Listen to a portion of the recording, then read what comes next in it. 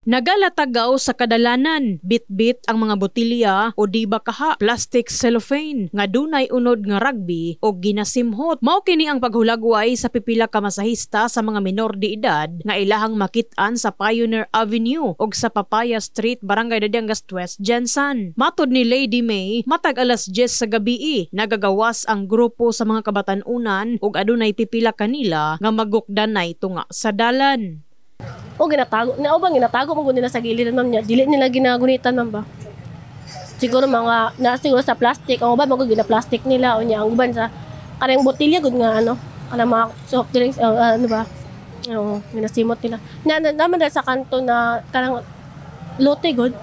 Bakante lote na. Dagan na tila ma'am. Mismo ang mga masahista nga nakapwesto sa nahisgutang lugar maoy makasaksi sa ginabuhat sa mga minor de edad tungod ang oras sa ilahang duty mahuman sa alas 12 sa kadlawon. Ginabadlong matod pa nila kini apan dili mutuo og nahimong disturbo matod pa sa ilahang mga customer. Nya matingala na lang pod may mga mosolpot-solpot lang sila diri ma'am kahit nagagunit sa mo ba nya mga customer maglain pod ana ma'am ba.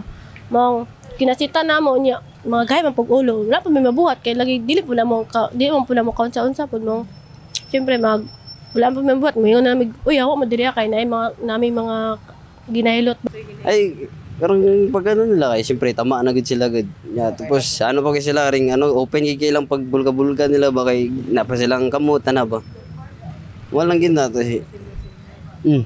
walang gid siya ang mo lang gid ang safety sa mga customer lang po. Siyempre kay open man kay mi.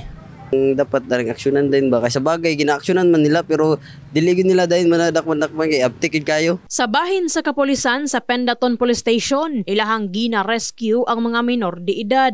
So gabi na, ulibuto na mo na kung mga minor among matsan, among iladala sa station o balik kung asa nga barangay sila nagtuyo. Dili lang matod pa kapulisan ang dunay intervention sa maong mga minor de edad. Lakip na ang Barangay Council sa Dadiangas West sa mga dunay lakang aron mawagtang na ang mga kabatan-unan nga nagalatagaw sa Pioneer Avenue. Nandiyan ini mag-rescue diha nga mga kabatan-unan nga nagaragwi.